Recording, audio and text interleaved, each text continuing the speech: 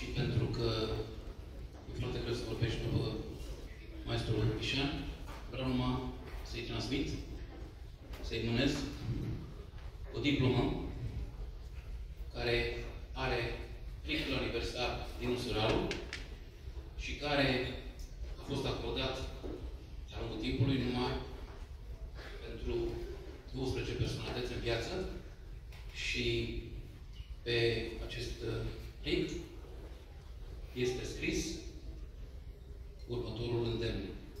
Domnilor, am pierdut clipa. Am ratat clipa în favoarea eternității. Iar eternitatea nu ne aparține. Dinu Țăraru.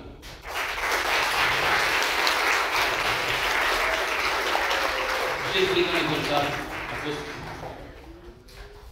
tipărit, conceput de Rom Filatelia, a fost în cadrul ciclului Oameni, Fapte, Valori, a fost tipărit la fabrica de timbre și distribuit de Poșta Română. Am deosebită onoare să-i mânez acest plic aniversar cu prilejul Festivalului de Teatru Școlar Niște Țărani, ediția 15-a, 20 mai 2023, actorului Dorel Ișan, în semn de înaltă prețuire și sinceră admirație pentru întreaga activitate.